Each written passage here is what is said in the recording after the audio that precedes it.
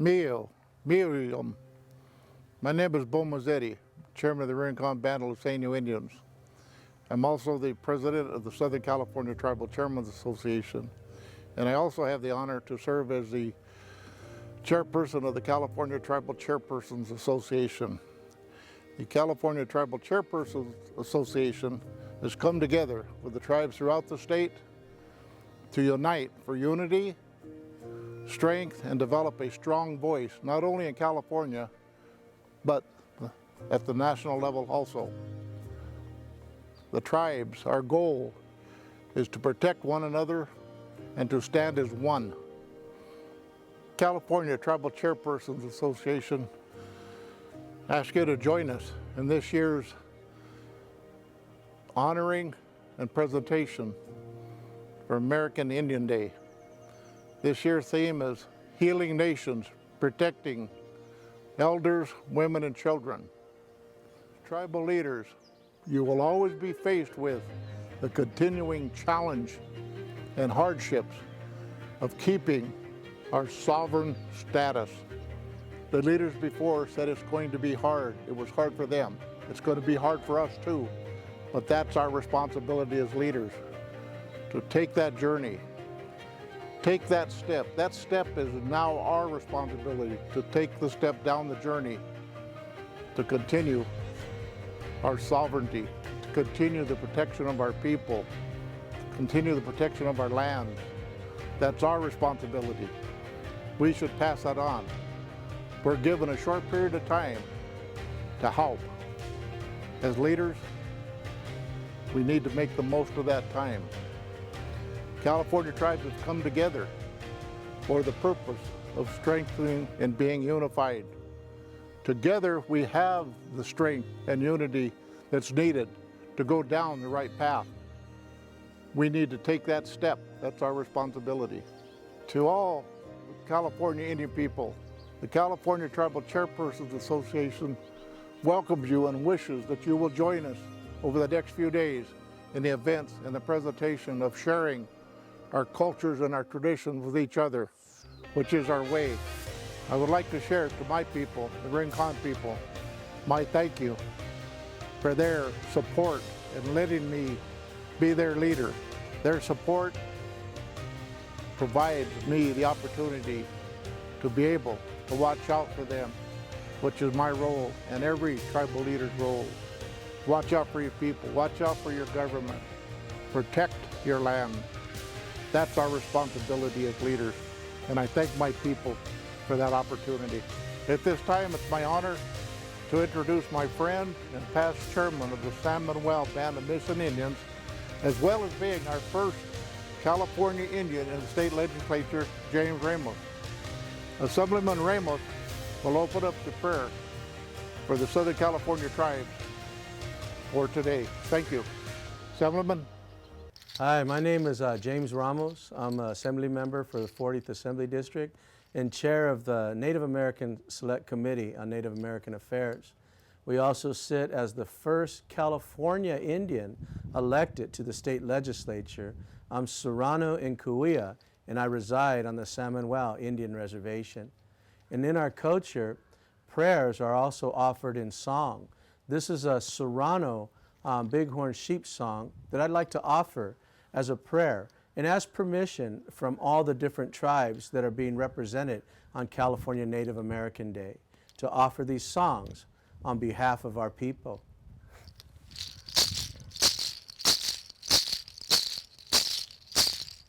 Shoiva no and noiva, shoiva no and noiva, haku pai patenaiva, haku pai patenaiva, shoiva no and noiva, shoiva no and noiva, haku pai patenaiva, haku pai patenai, ha!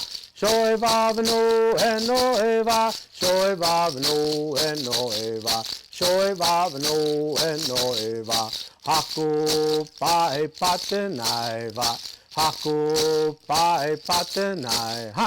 Shoy vavano and noeva, shoy vavano and noeva, shoy vavano and noi. I want to thank you and blessings to all California Indian people and all Indian people in the United States.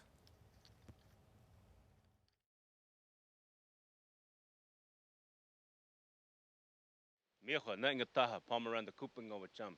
Ni ye sablum ivi pala au nena pako wishnokala. Damit achai chimtachum.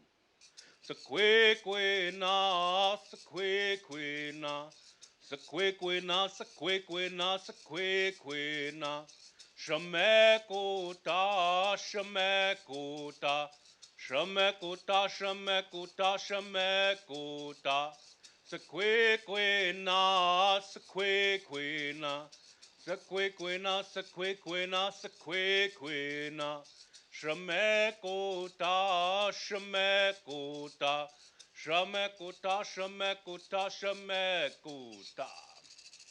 Hello, my name is Paul Miranda. I am from the Paula Indian Reservation. We are Copeño and Liceño.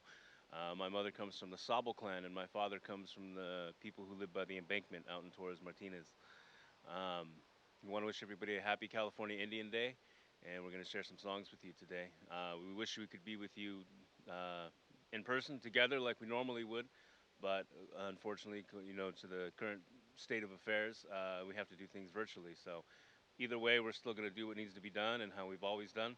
So we're here to share. Thank you.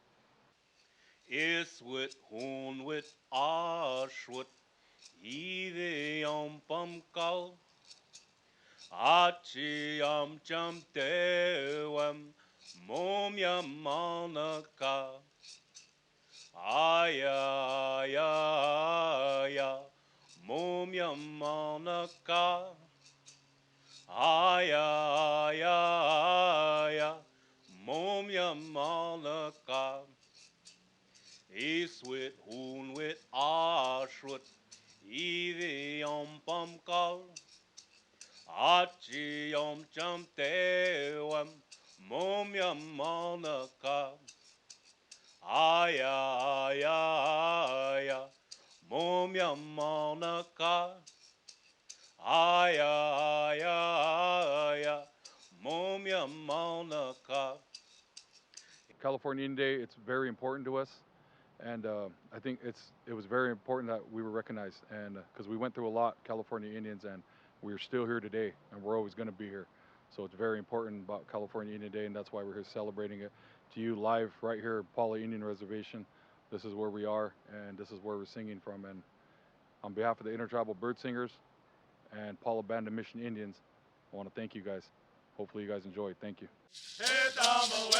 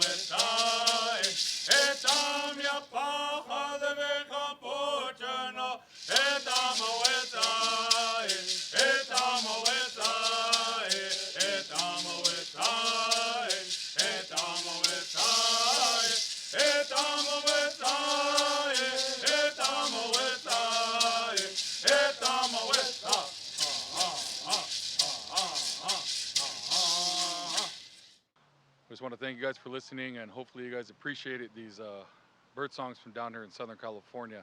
They're taught to us by a man named Mr. Robert Levi. And we're singing for you guys today to show some of our culture from down here in Southern California. Hopefully you guys enjoyed it. These songs are to bring the people together and to have a good time.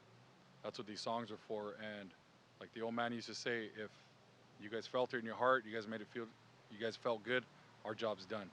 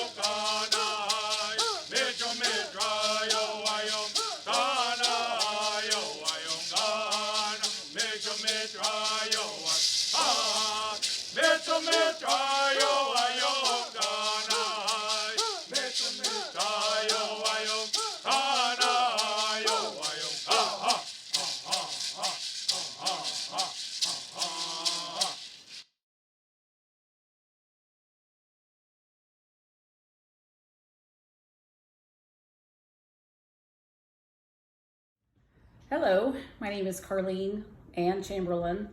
I'm 65 years old and I'm a member of the Jamul Indian Village. Our village is located in downtown Jamul, sort of, about 20 minutes east of the city of San Diego.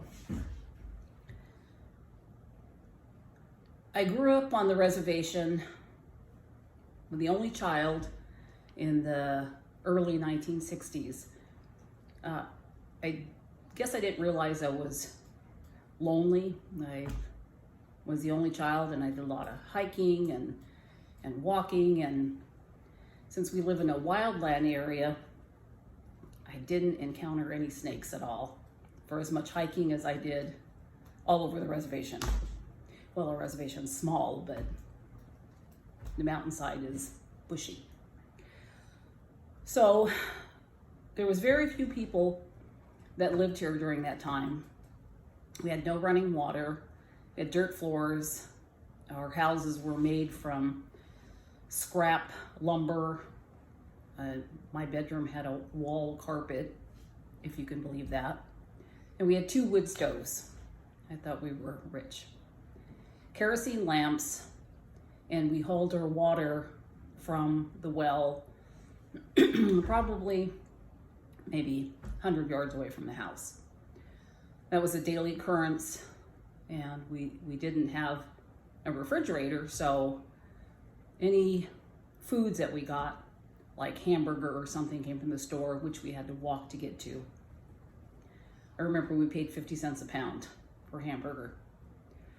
It was a really simple life, and I didn't realize that we had nothing, but as an adult and an elder now, I had everything. You know, I had a home, I had what little food we had, it was quiet, we didn't have a television set. I remember I got my first transistor radio, I think when I was 12 years old. So at that time, there was about maybe 8-10 families that lived on the reservation, and all of them spoke Indian. And so I grew up hearing them, but Indian, or as the young people call it now, Kumeyaay language, was all I knew. That was my first language. And I remember a story from another elder from a different reservation, and I heard this not too long ago, that he was afraid to come to Jamul because everybody here spoke Indian, and he didn't want to be shamed or embarrassed if he came to our functions because he didn't understand the language. And when I heard that, I was really surprised because I thought, well, everybody speaks Indian, but evidently that wasn't true. So since my mom had passed away, nobody talks Indian anymore. Well, there's very few, I can't say anymore, but very few people do. I've come to appreciate the language, and since I've become elder and been retired, I had no idea that how nomadic our people were in relation to Gachans or the Chumash or the Kauias or even the Baja area tribes. I didn't realize how much we had in common. So since I've been retired, history, or knowing the history of all my people here, just became an obsession. One is the cemetery. I'm really, really, really proud that all my maternal ancestors are in the cemetery. And when my mother was alive, I would be up there and she'd say, well, this is so-and-so, this is your aunt, this is your mother, and I really didn't pay attention. And it wasn't until after she passed away that I found out and found pictures of these beautiful women that were in my family. And the other issue that I've come across is also doing Ancestry.com. And I'm so thankful that in the 1870s and 1880s that the census was done, the Indian census. And so I see a lot of our people, but yet I don't. I've often wondered why was there Spanish names, and now I know it's because the Spaniards either translated the word that we said into a Spanish, or Spanish was easier to remember. So on some census records, I can see that there are the Indian names from the past. And the great thing about knowing the language is that you could look at that census and see, oh, this is Yahushah, which means either rotten tooth or bad breath. But to know that language, you can read what those census people wrote back in that time. The other issue that I come across is, since I've become older, is voting. And it's so important to get out there and do the vote. It matters what happens in your tribal community, in your county, your local, your state, your federal level. So important to get the people that will look out for all of us. One important issue that I really want everyone to know is the fact that my grandmother had 8 brothers. So there were 9. And 4 of them all served in the military. And I didn't find that out till an adult. 1 was in the Army and the Marines, 2 were in the Marine Corps, and 1 was in the Navy. And they were also very young when they entered the service. And because our tribe, our people here are so small in numbers, that's a great number of veterans in our family. And the work that I've done with Ancestry and doing research on the elders is being able to get the military headstones that were missing before, getting headstones for people that have passed, because it took a lot of work on my part to find out who these people were, where they were buried, and getting knowledge from other members that are here that know of this person was buried here and that person was buried here. And now it's so important to get the names of your family, whether it be the English name, the Spanish name, Indian name that they were given at birth. And so I'm very proud when I go through the cemetery a lot that it just brings me peace and great honor to see all my family in this area.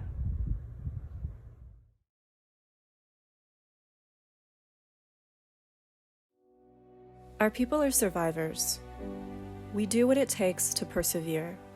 Right now, that means staying home to stop the spread of COVID-19 and to refrain from having those who do not live with you visit. Stay home and be a good relative to yourself too, by keeping your mind healthy and your spirit strong. Connect through video chats. Plant a home garden to nourish your body with healthy meals. Drink plenty of water to help keep your mind clear and reduce stress in your body. Stay active with your homelands. Boost your creativity through cultural arts that encourage mindfulness. Take in vitamin D and fresh air outside. Stretch your body to release tension. Pray with your traditional medicines. If you must interact with those outside your home, remember to wear a mask and stay 6 feet apart. COVID-19 can be spread by people with no symptoms. Be a good relative and be good to yourself. Help is available if you need it.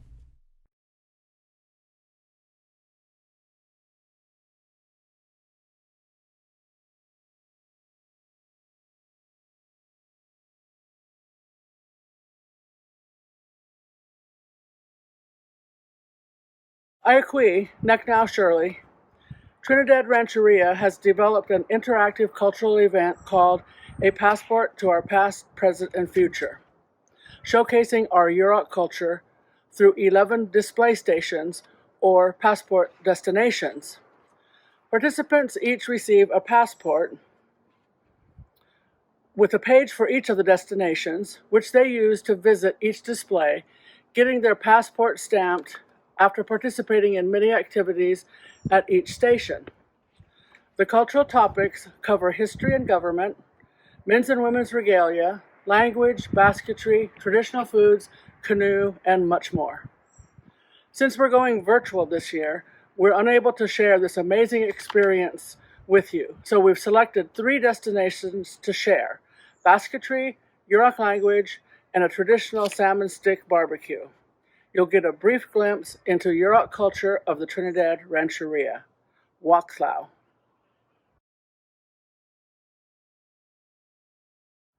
Iaqui, Neck Now Shirley. Basketry is a major component of the passport event, where we showcase whole law, meaning all baskets in general. Halatmu encompasses a wide variety of baskets, materials, processing, and weaving demonstrations. Pecan, as well as today, baskets and basket making are a core cultural component of our local native and tribal lifeway. Baskets not only provide essential items for our everyday life, but are an integral part of the spiritual and ceremonial aspect of the native religion and spiritual practices, which live on to the present. We believe that everything living has a life. All components of whole law come from a living plant. Those plants are gathered and processed, then woven into a basket, which becomes the next life of those plants. Local native basketry is still being taught and practiced as part of our living culture.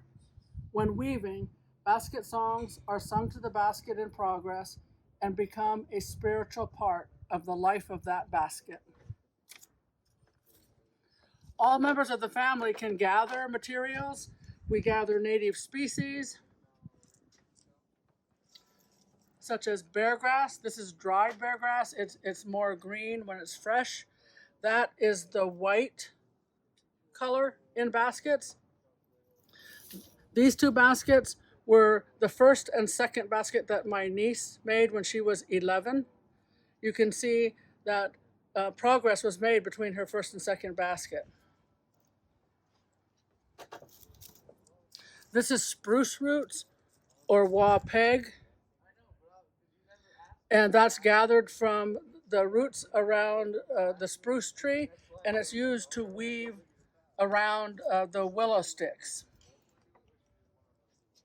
Willow sticks are called pergern, and these are gathered in the spring along the rivers, and then we strip the bark off and dry the sticks. This is what's used to make the upright sticks when you're making a basket.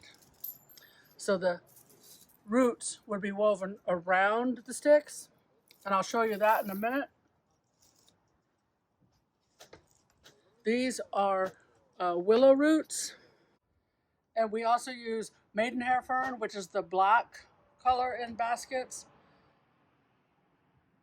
That's gathered in the summertime, as well the ha-maw, the bear grass that I just showed you, that's also gathered in the summertime. So all materials have their own season to be gathered. From summer, winter, fall, all seasons of the year, there's some basket materials that are ready to be gathered. So you need to be out there at all times of the whole year if you want to be weaving with your own materials. The woodwardia fern is called pa-ap, and this is after it's processed and dyed with red alder bark to make this kind of brick red color. And so that is the red in the basket pattern here. It's an overlay, so that gives you the color and the pattern. Also, it's on this basket here. You can see some of the pa-ap.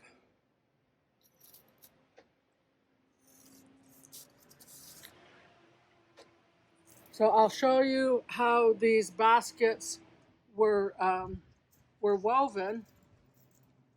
This is called a start, or we call it a button also. You start out with sticks that are crossed like a plus sign, and then you use the willow root. This is your weaver. You use that to weave around the willow sticks. And then we'll start adding sticks in between these places where there's big gaps. So this is what all baskets look like when they're started. So if you look at the bottom of the basket, you will see that start or that button right there.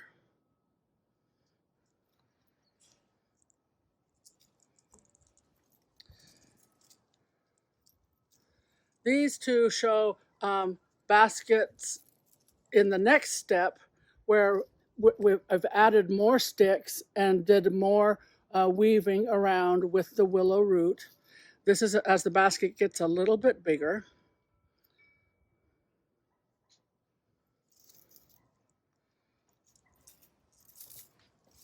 And a little bit bigger still.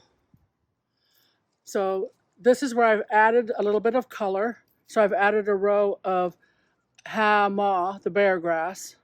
There's no pattern yet. This is just a single a row around, and then I'll start putting a pattern into that, or a design. So this is before the basket is, these are both going to be flat baskets like the one I showed you that my niece made. This is a flat basket, so it's not going to be turned up.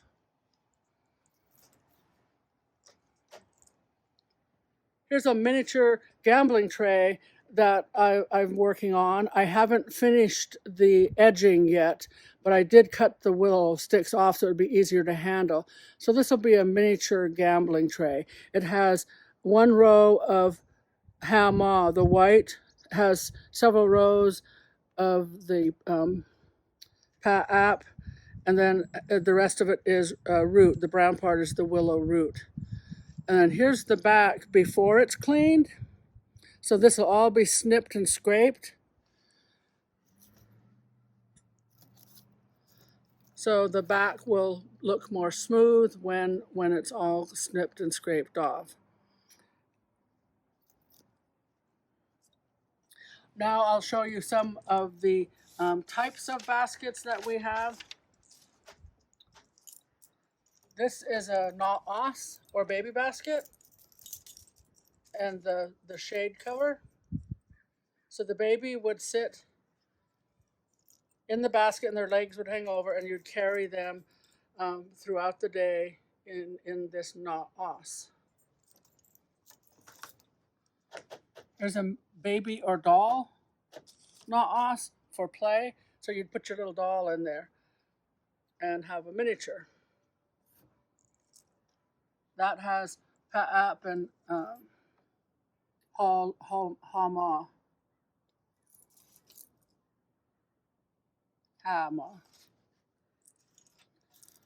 This is a lapsao, and it's made out of hazel sticks. Hazel is ha-leith. This basket was made by my grandmother, and it's used to serve. So I've served salmon on this, bread, or just anything that you want to serve. It's like a plate.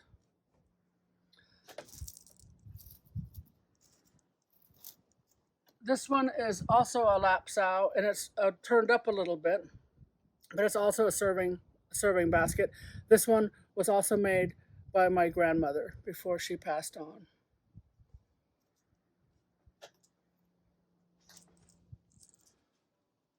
This basket is called a kawoi. It's a burden basket. Normally it would have straps, and then you would carry it on your back for whatever you wanted to gather, gathering acorns, wood, seashells, or mussels. Anything that you would have to gather and carry, you would put in this kawoi and carry it on your back. We have a little bit of pepperwood leaves in here that helps keep the bugs and critters away from chewing on your basket. Right here on my doll is a miniature kawoi that I made for her. So this just shows how you would carry it on your back. You can put the strap over your head, or you can put it over your shoulders. On a large size basket, the strap would normally be made out of elk hide. Not related to basketry, but just to let you know that the everyday skirt that the native tribes wore around here is a skirt made out of maple bark strips.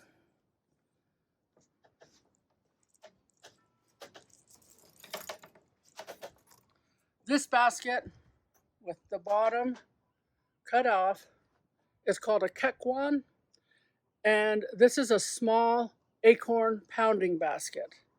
So you would put it on a rock, put your acorns in here or whatever you needed to pound, and you'd have a pestle, a rock that could pound that into flour. Then this basket would catch all the flour so it didn't blow away. These are also made bigger. This is a small one, Sycuan. This basket, mu reap, is an acorn cooking basket. It's made out of hazel and spruce root. Spruce root swells when it gets wet, so it helps to make this basket watertight. Of course, it's woven very tightly already, but when you get this wet, the spruce roots swell, and that makes it watertight for cooking. And you would use hot rocks that are heated in the fire to put in the water. You keep changing those out until the water gets hot enough to cook. You'd put your acorn flour in there and stir it until the acorn is more of a consistency of a mush that you can eat, and just keep changing the hot rocks out. This basket here is an acorn or a acorn soup eating basket, or you can also make tea. This is a eating basket. You can tell cooking and eating baskets, they only have the brown root and the white bear grass, or the hama, because they don't have color, the black or the red. So that's one way you can tell if it's a cooking and eating basket. The other way is it has these ridges, these strength ridges woven in to the basket. You can see it also here on the cooking basket, on the mu reap.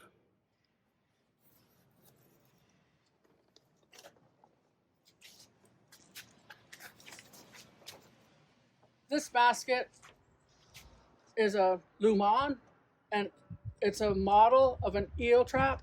It was made by my oldest grandson, Corbin, when he was 12. He worked with an elder to make it. So it's similar to a crab pot, where the eel would go in this cone and then it would get stuck inside. On a full-size eel trap, you would make the cone large enough that you could put your arm in up to the elbow, and large enough where you could grab the eel and pull it out. So you would need to make the cone opening big enough where it would accommodate your hand holding an eel. Eels were one of our food sources. So my grandson lets me use this whenever I do presentations. Here's a small miniature of an eel trap. This was made by my nephew when he was 10 years old. And it's a custom here to give your first basket away. If you don't give your first basket away, then your other baskets won't come back to you. But if you give your first basket away, then all your other baskets will find their way home to you. So my nephew let me have this one to use for demonstration purposes. So that's a little miniature. And what I'm working on here is a baby rattle. I call it my Lumon rattle, eel trap rattle. So I'm making this for a boy. And if you look at the big one, it does give you that shape. So that's why I call this my Lumon rattle. You can also make baby rattles rounded, like a modern rattle. Historically, our baby rattles were more like a cone. The last basket that I didn't talk about is the cap, the ceremonial cap, or tweyama, also called eka for cap. But tweyama, which I'm wearing, is used in ceremony or for special occasions. This one is mostly the red or the woodwardia fern that I showed you earlier. So if you can see the color.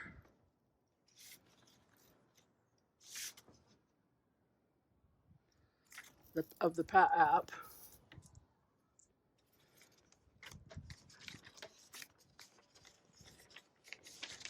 If you'll notice all the designs in the baskets, also there's some designs on this ceramic bowl. These are designs or atamere that are from the local basket patterns.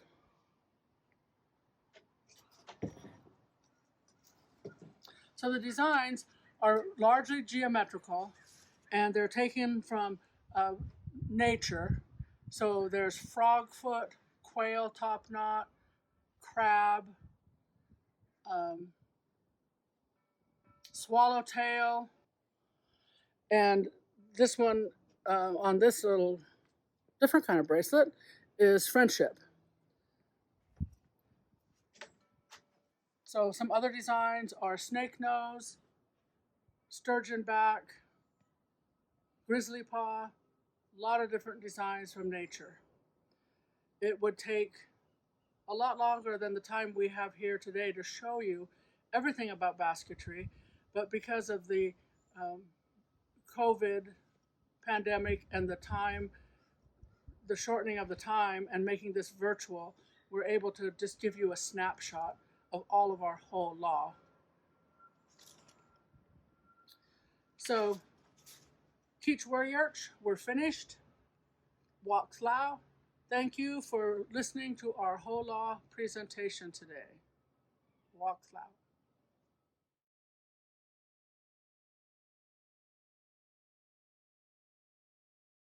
So when I cut them up, you just cut them up different, somewhat same size. There doesn't overhang off the stick too much.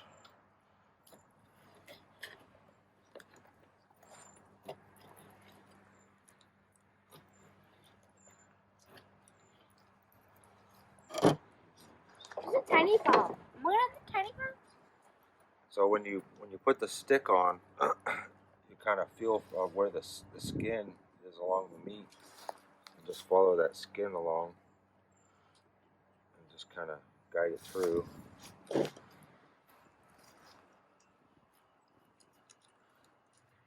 You always have the belly up. Just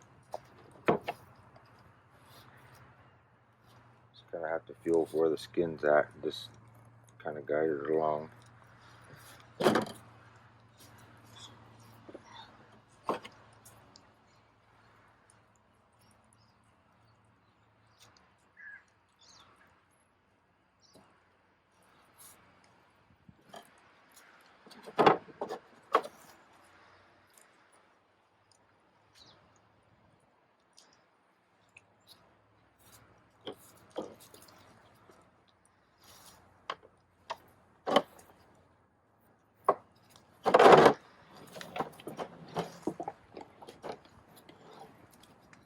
These are hand-carved old-growth redwood sticks.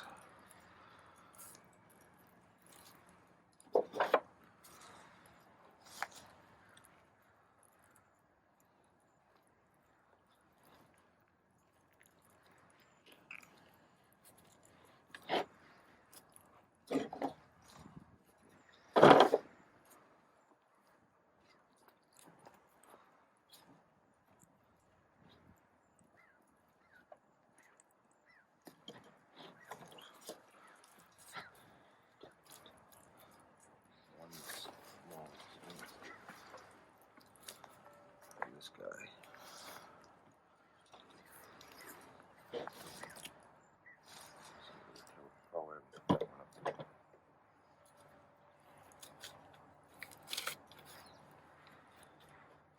And then just sea salt and ground pepper.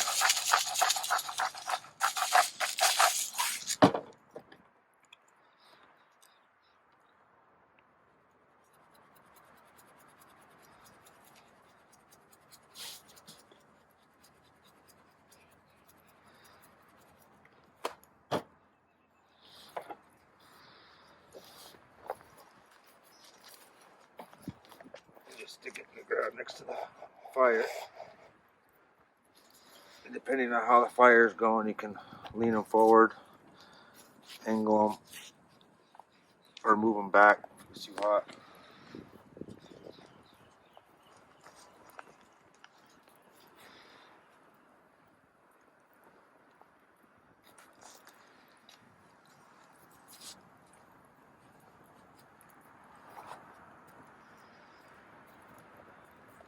Usually try to put them in the ground with 2 hands so you don't break the stick.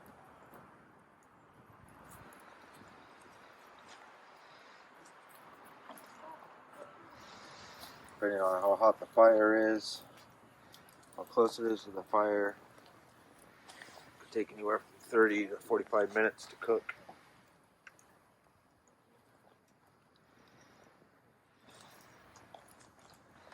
This particular fire is madrone and a little bit of oak.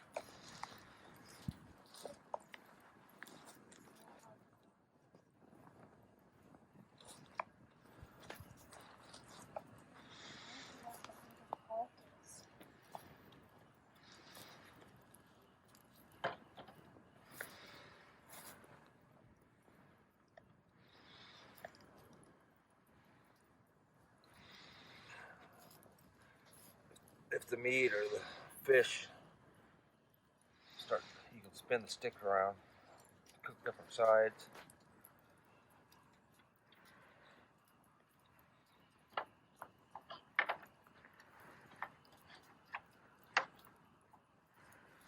Not cooking, put it a little closer.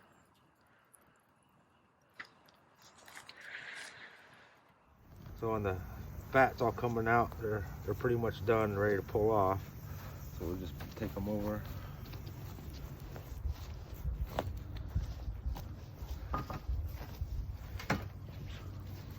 And kind of grab it on that skin side and kind of twist it a little bit to break it loose, and you just slide the stick out.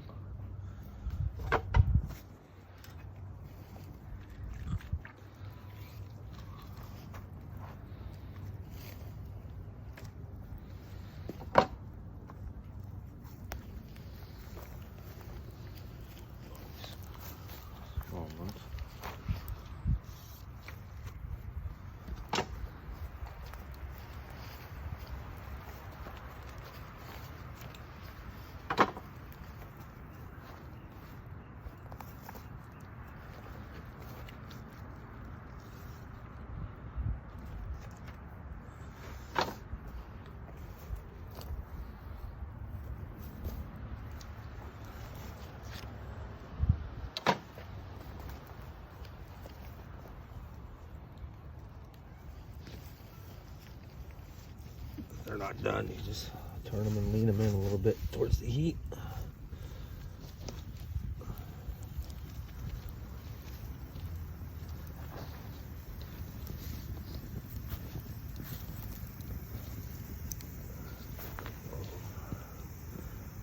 Might be okay.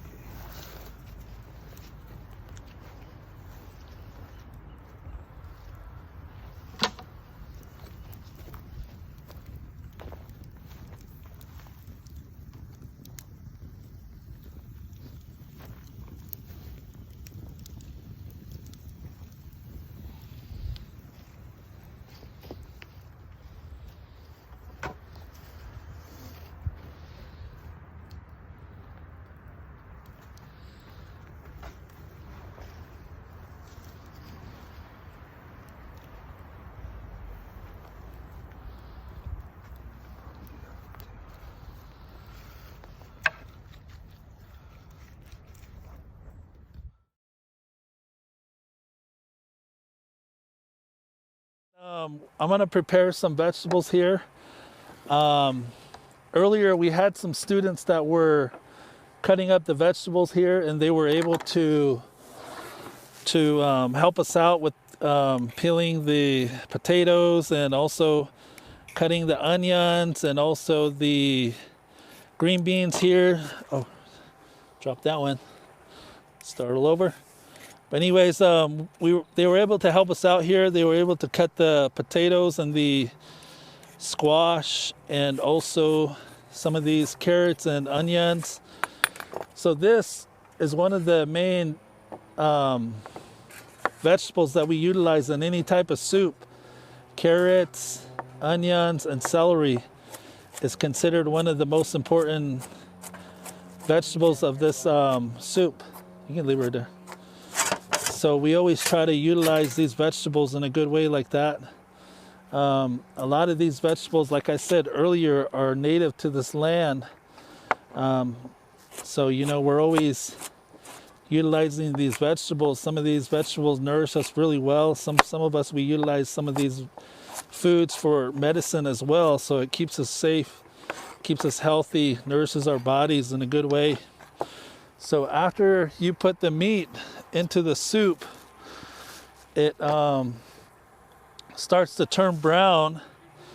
You can see the meat boiling there. So we want to make sure that's done. And then let that go for a couple more minutes. So I got my carrots here, I got my onions, I got my celery here. We're going to put some of that squash in there as well. And then we also got some potatoes as well that we're going to put inside. So give this a couple more minutes to cook. And a lot of these vegetables come from here in the garden area. We are able to gather some of these vegetables and herbs around here. Like you can see, like one of the most important things of this is we put some rosemary, we put some bay leaves in there and some thyme into that soup. So, you know, that's one of the good things we have to you know, put some flavor into the soup. And then we also got the onions, celery, carrots. We're going to add into the soup as well. And then later on, we're going to add the potatoes and the squash. So right now, the meat should be turning, it should start boiling pretty good. Yeah, it's boiling right now. So what we're going to do is we're going to add the carrots to the soup. And carrots is a good vegetable. I always like to eat carrots. A lot of my elders used to say it gives you good vision and everything. And then we also add the celery as well. So I'm going to put a good amount of celery in there. So for at least 4 people, I usually try to do at least a half an onion, 4 to 6 people. And then I try to do at least 5 stalks of celery. And then I do some chilies as well. So maybe a 1/4 cup of chili. So a lot of these vegetables, you know, is enough to feed a family. 4 to 6, so usually that's what we have at home. Some of you probably have bigger families too.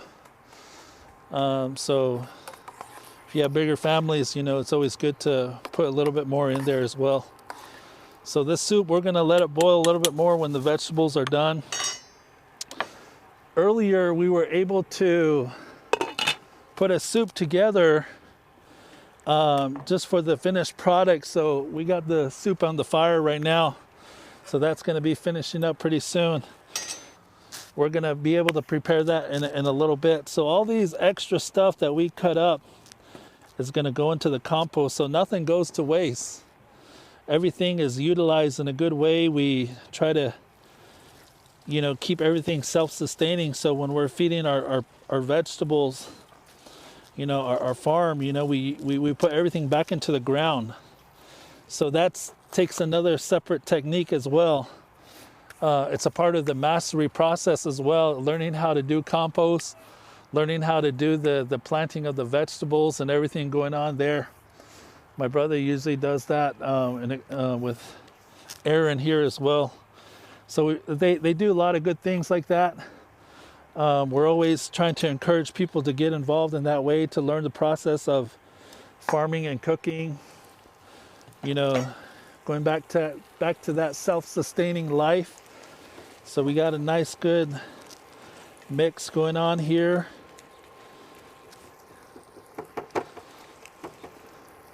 And I'm gonna take this squash boat out to put the filling in. Yeah.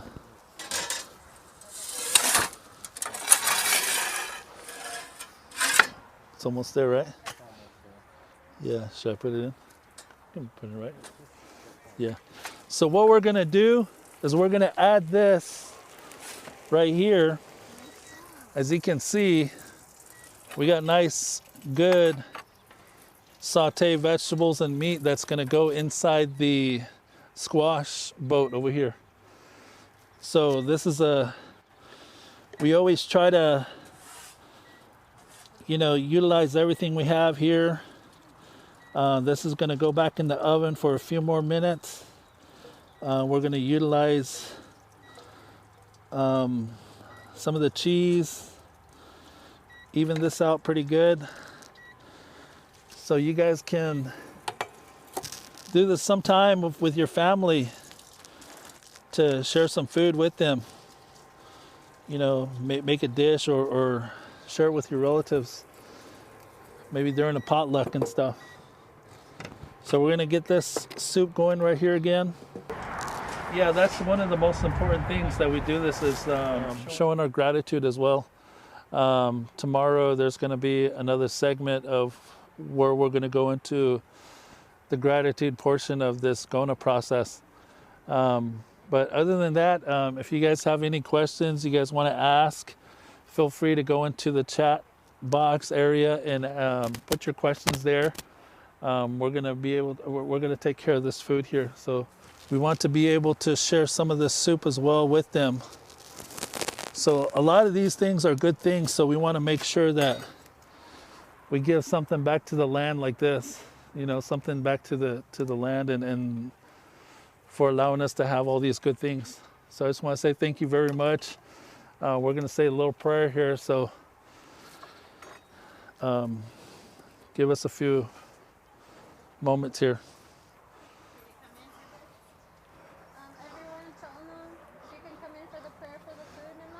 If you guys can form a circle within this circle right here, be mindful of your social distancing, please.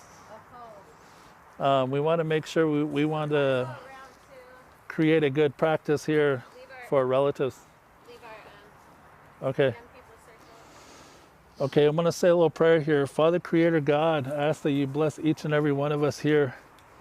I ask that you continue to look out for all of us as we partake this food here.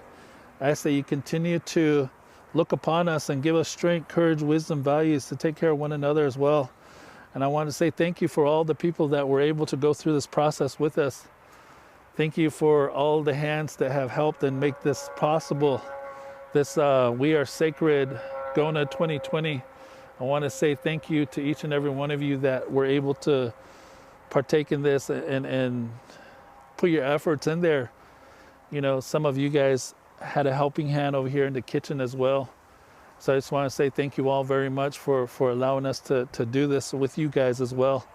And then here on the land as well, this Luceño land, the ancestral lands, you know, we want to acknowledge the ancestors as well. I want to say thank you for them, for providing a lot of support through prayers, through spirituality, even through our own family lineage. Some of us, we probably still carry a lot of these practices within our culture as well. I want to say thank you very much for allowing us to be a part of this process too.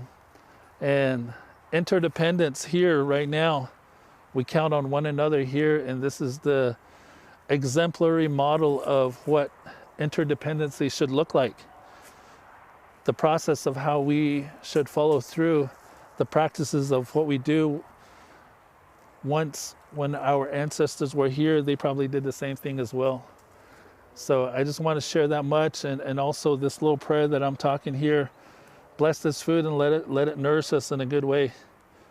Keep us healthy, keep us going, you know, self-sustaining with the land, self-sustaining with the farm and everything. I want to say thank you very much. Aho.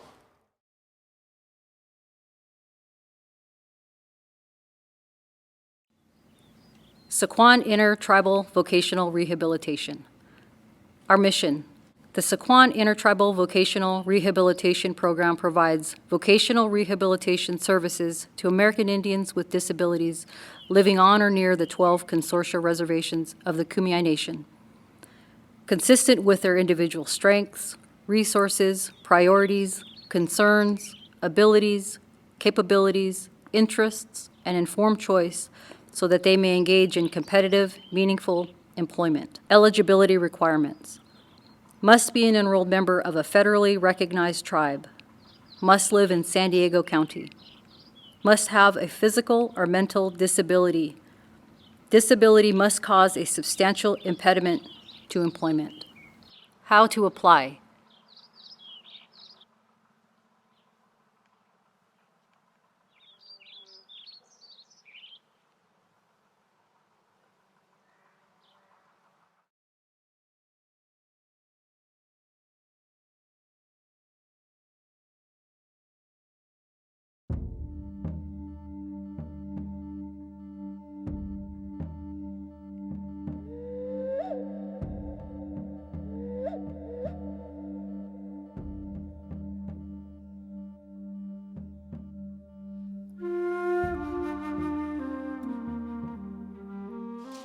Hello, I'm Sycuan Chairman Cody Martinez, and on behalf of Sycuan's Tribal Council, I would like to share some important and interesting insights with you regarding Native American sovereignty. It's the responsibility of all tribes to continue to educate everyone on sovereignty, and not just the public at large, but also our tribal youth, so it's ingrained in their core understanding of who they are and what they will be protecting when it's their time to lead. Tribal governments provide essential government services such as water, healthcare, housing, educational, and many other opportunities for our people that were non-existent up until our ability to fund these programs ourselves. Sovereignty is the inherent power of a nation to govern itself, and Indian tribes existed as sovereign governments in a free and independent existence for thousands of years before Europeans stepped foot on this continent. Sovereignty, as understood by the United States in relationship to the tribes, is predicated to a great degree on this document called the Doctrine of Discovery. It's a legal fiction. In other words, it's made up. But people decided to accept it as a truism, even though, again, I like to stress the fact it is made up. But the Doctrine of Discovery simply said that Europeans had a superior title to the New World based on discovery, and that the right of the natives to their own lands in the New World was simple occupancy. They could say that. For 100 years, the Indians didn't even know that they were saying that because the tribes were powerful. They were able to resist and fight back against the Europeans. But time progresses, we have disease, we have warfare, and the tribes are now in a position where they need to negotiate with the United States. and the United States accepts England's doctrine of discovery rights. And the tribes were still powerful enough that the United States, even though they believed they had title to the land, continued to negotiate with the tribes. Cultures evolve, governments evolve, but sovereignty as practiced historically and in the United States is the right to govern yourself. And this is what the relationship with the tribes in the United States has taught them, that you don't stop governing. No matter how much they may want to limit your governance, you never stop governing because you're unique politically, socially, culturally, and you're proud of that uniqueness and differentness. Sovereignty is a word that you can look up in the dictionary, but I believe true sovereignty is exercising your right as a tribal government, implement laws, govern your lands, public safety, education, and so on. We control our destiny through sovereignty. That's why sovereignty is paramount as far as protecting it. Sovereignty is our existence. Without sovereignty, our culture, our religion, and tradition is under attack. So the tribes must maintain culture, tradition, religion, and sovereignty to be an existing survivable band or tribe. During the American period, Americans came here to settle California, and when they saw Indians as an Indian problem and they wanted to remove us. They wanted to put us off on reserves, which the Americans called reservations, which would segregate us from the rest of the population. So they came up with the Treaty of Santa Isabel of 1852, which they got a small group of Indians, and they signed the Treaty of Santa Isabel, and it got sent off to Washington, put in a drawer somewhere and locked up and never got ratified. After the Treaty of Santa Isabel 1852 didn't get ratified, the United States government tried using termination and assimilation to try to deal with the Indian problem. This didn't seem to work because Indian people retain their culture, retain their language, and retain their ties to the land. And we've gotten strong, and now instead of dealing with a government to conquered nation relationship, we're dealing with the government as a government to government relationship. And now we're allowed to govern ourselves, but it doesn't seem that we're allowed to police ourselves. You look at history and you see the literally hundreds of treaties. You look at the thousands of pages of congressional acts. You look at the Supreme Court, no longer just interpreting the validity of the Constitution, but interpreting the political environment and how they want the Constitution to be read, clearly points out that other than snippets of time where people of moral integrity stand up, the push is to take away from the tribes. Push, push, push. So we can never let our guard down. If we do, we may turn around and discover we've lost more of our right to govern ourselves. Constantly, since termination and Public Law 280 were activated in the 1953, there's been a misconception that the state of California, in a lot of cases, various counties within the state of California have jurisdiction over tribes, which is not true. It takes us to continually educate the outside governments as to our authority. We are not political subdivisions of the state. I think every tribal council member needs to understand that and continually repeat that fact. We are independent governments located within this state. Without sovereignty, tribes would not be self-reliant, we would not be able to care for our people, or have the tremendous economic and community impact throughout San Diego and the state of California without the revenues. As we see on a daily basis, the positive impacts of sovereignty are numerous and far-reaching. We hope that what we're doing in San Diego serves as an example for what can be done. There's respect and follow-through. Tribes as sovereign nations should be at the table when region's future is being discussed. It is our future too. Without our sovereign authority and jurisdiction within our own reservations, our culture, our tradition, and our religion could die. Sovereignty means to me that we can practice our culture and our religion and our language as we see fit, and no other government can take that away from us. Tribal sovereignty is a right and a legacy that is central to our relationship with the United States and other jurisdictions. We, as Indian nations, want to ensure that our relationship with other jurisdictions doesn't impact or diminish this relationship. When tribes and other jurisdictions work together in a climate of mutual respect, we can accomplish great things for all our people. We have seen in recent years great progress in working collaboratively on issues at the federal, state, and local level. Tribes have worked assiduously with neighboring jurisdictions on issues related to the San Luis Rey Basin. Tribal fire departments have developed a broad range of mutual aid and assistance pacts. Tribes have worked cooperatively with county departments to address concerns regarding hazardous materials, disease, and environmental quality. The broadest local interactions have been through the development of regional transportation planning.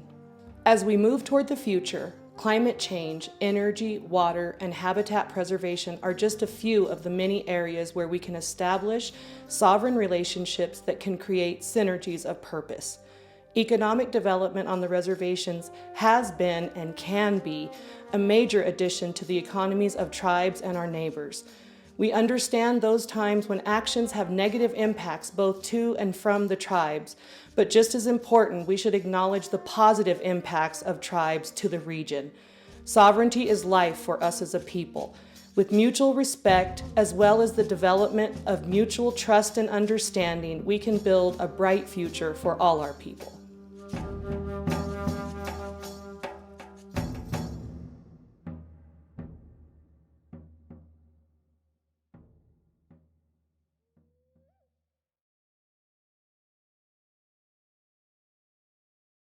Everybody, I know this has been a challenging and trying times for all of us here in the state of California, for that matter, all across this country.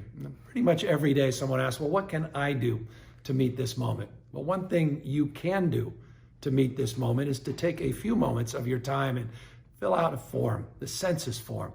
9 easy questions to maintain our status, to maintain our voice, our representation as a state as it relates to making sure we draw down our fair share of funds from Congress, to make sure we're getting funding for schools, for parks, for playgrounds, roads, and bridges.